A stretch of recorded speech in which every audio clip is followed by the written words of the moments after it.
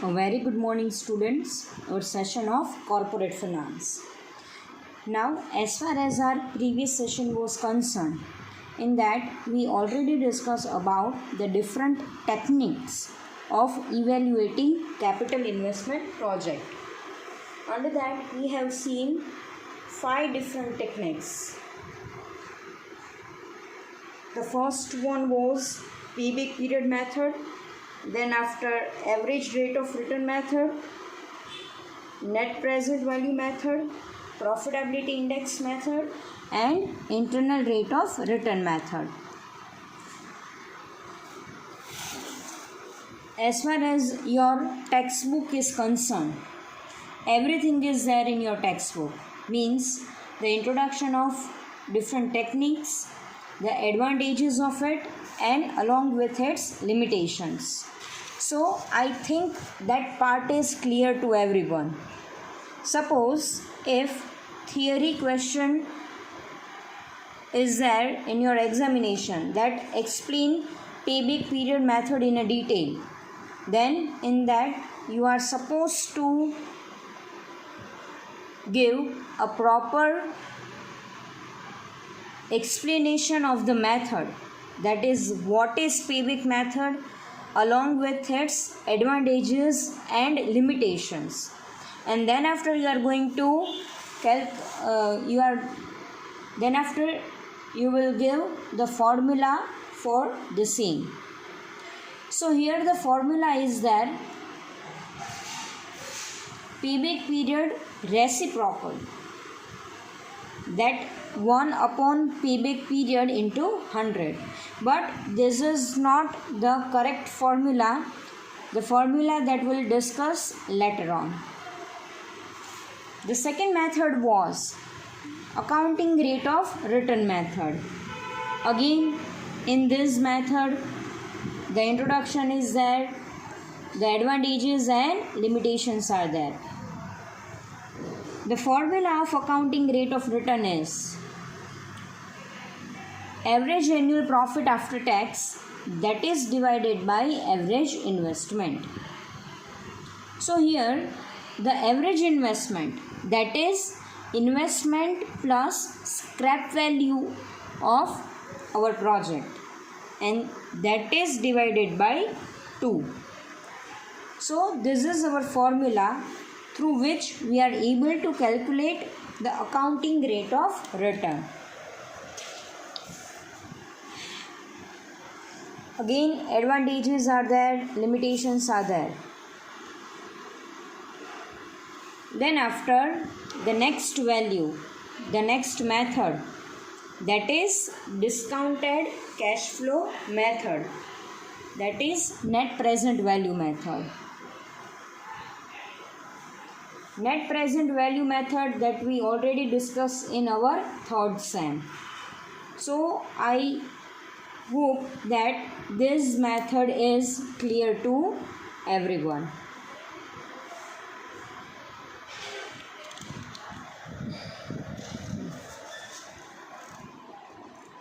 Again, we are supposed to find the present value. The formula of net present value is present value is equal to F divided by 1 plus R raised to N. Here F, that is the future earning of our investment. R stands for rate of return, and N stands for number of years for the investment. So again, if the net present value method is there, so you can easily explain the method with its explanation.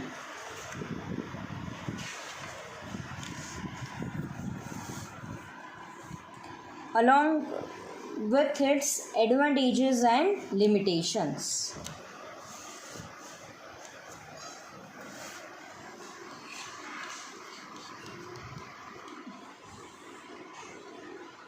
Then after, the next method, that method is profitability index method, PI.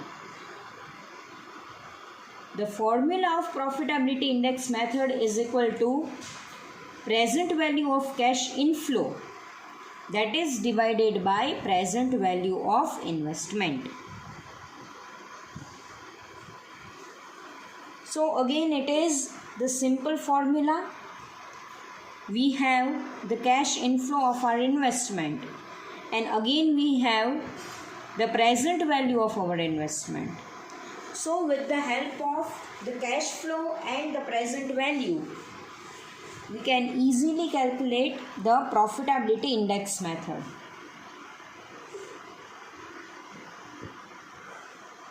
Again, as far as the theory portion is concerned, it is really very simplest method.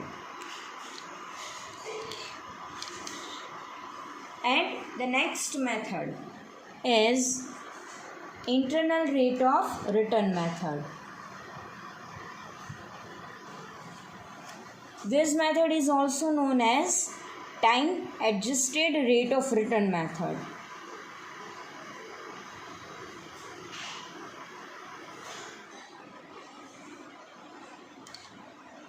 The formula for it, A plus C, that is divided by C plus D into B minus A. A stands for rate of discount at lower trial. B stands for rate of discount at upper trial. C stands for excess of present value at the lower trial, and D stands for shortfall in present value at the upper trial. Internal rate of return ના જે examples છે એમાં આપણને બે interest rate provide કરશે, એક higher અને એક લોઅર. હાયર ઇન્ટરેસ્ટ રેટના બેઝિસ ઉપર what will be the present value, અને લોઅર ઇન્ટરેસ્ટ રેટના બેઝિસ ઉપર what will be the present value. એના બેઝિસ ઉપર તમને અપર ટ્રેલ અને લોઅર ટ્રેલ મળશે. સો again it is one of the simplest formula. The theory portion is also there along with its advantages and limitations. So suppose if it is asked in the theory part, then you can easily write up this accounting rate of return method.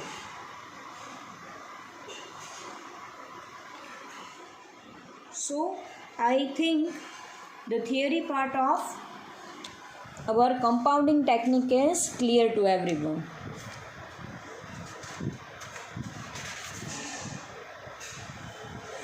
The next is terminal value method.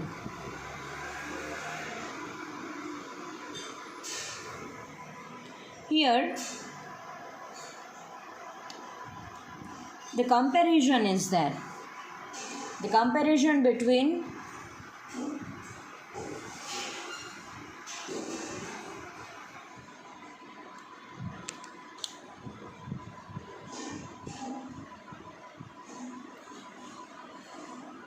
compounded value of cash inflow and compounded value of cash outflow. If inflow is greater than outflow, then we can easily accept that project. If inflow is less than the outflow, then definitely we are going to reject the project. And if both are equal, inflow is equal to outflow, then definitely we are going to find out the difference between them. If the difference is positive, then again we are going to accept the project, and if the difference is negative, then we are going to reject our project.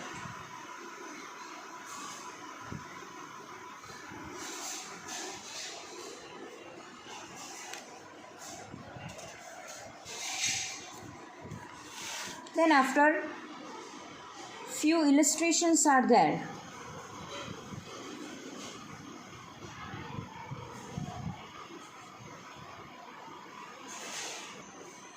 So let's orally calculate few of the examples, few of the illustration. It is really very easy one.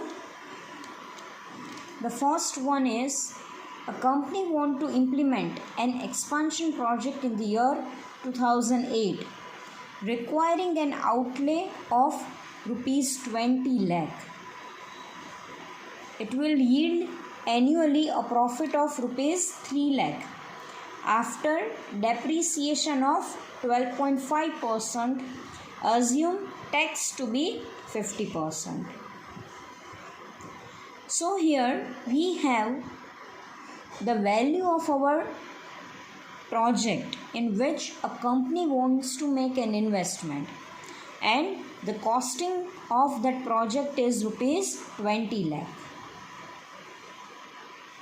And if the company is going to make an investment in this project of rupees 20 lakh, then annually the company is able to get rupees 3 lakh as a profit, which is calculating after the depreciation. So now let's calculate the payback period method, or we are going to insert the formula of payback period method. The formula of payback period method is total investment divided by annual cash flow, that is after depreciation, that is after tax but before depreciation. So the profit before tax is rupees 3 lakh minus tax, that is 50%. Tax rate is 50%. So 50% of 3 lakh, that is 1,50,000. So profit after tax is 1,50,000. But for the calculation of payback period method, we are supposed to add the depreciation in this profit. So depreciation is going to be calculated on our net investment. The investment is rupees 20 lakh and the rate of depreciation is 12.5%. So 12.5% of 20 lakh, that is 2,50,000. So we are going to add this 2,50,000 in 1,50,000. That is profit after tax. So the annual cash flow, that is rupees 4 lakh. So now we are going to insert the formula of payback period method. The formula is total investment divided by annual cash flow, that is after tax but before depreciation. Total value of our investment is rupees 2 lakh and annual cash flow is rupees 4 lakh. So 20 lakh is divided by 4 lakh. So the answer is 5 years. It means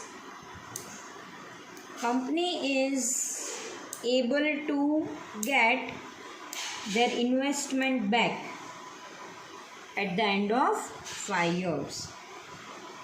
So this is the payback period method, that in how many years the company is able to get their investment back.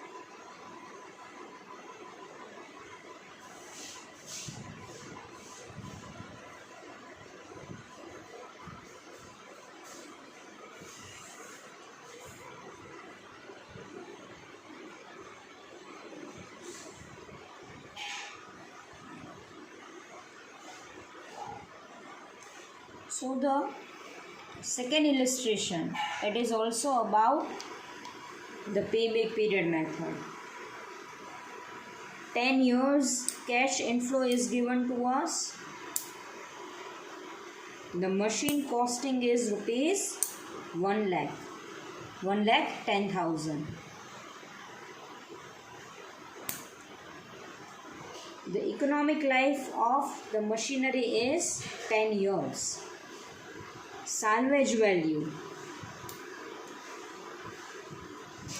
that is the scrap value. Scrap value is 10,000. The method of depreciation. The method of depreciation is straight line method.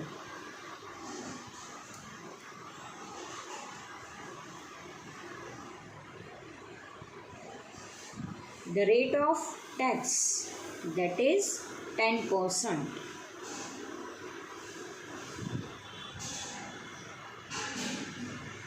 So we are going to calculate the payback period method.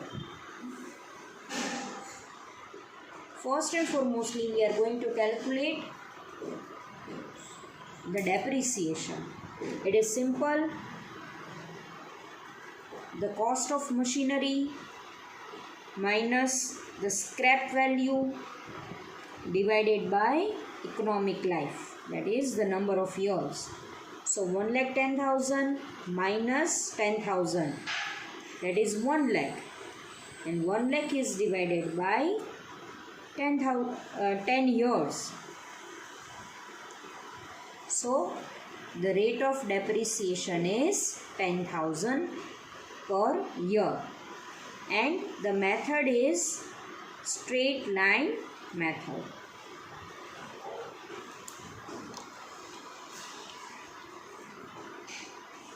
So here one table is given to us. In that the years are there, profit is there. Now first we are going to deduct the tax, and then after we are going to add the depreciation. So you can see in this table, and in the last it is the cumulative cash flow.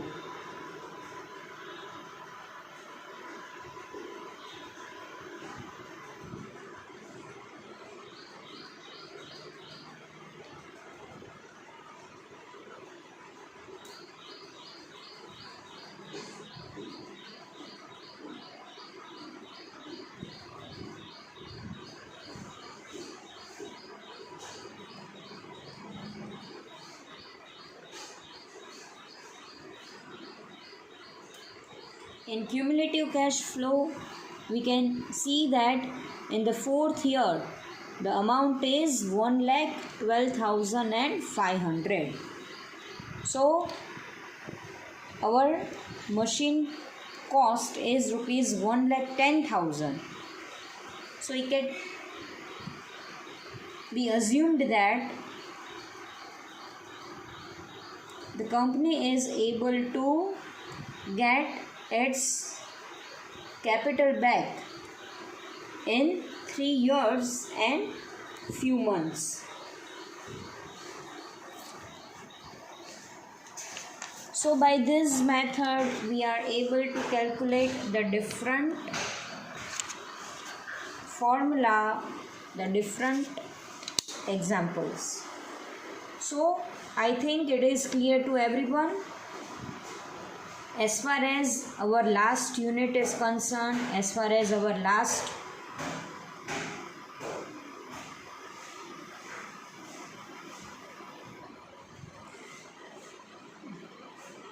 session is concerned.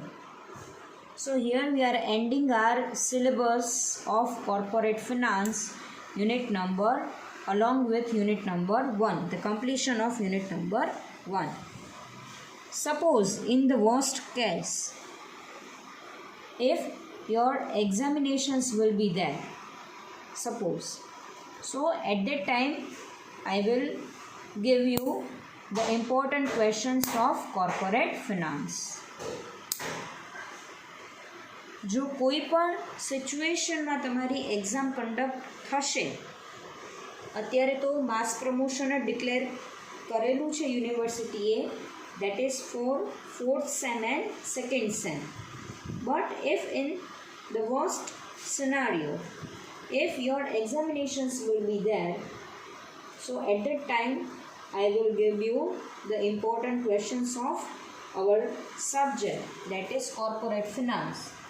Otherwise, right now there is no requirement of the important questions. I hope that it is clear to everyone. The corporate finance is clear to everyone.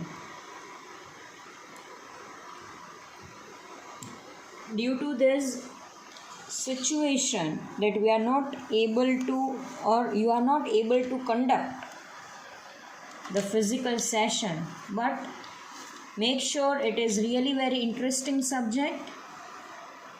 Few practicals are there, but these practicals are not very difficult as far as your level is concerned. So in this semester we already discussed about 4 different units. The first one, that is long term investment decision. Then after we discussed the working capital management. Then after the 3 components of working capital management, that is inventory management, cash management and receivables management.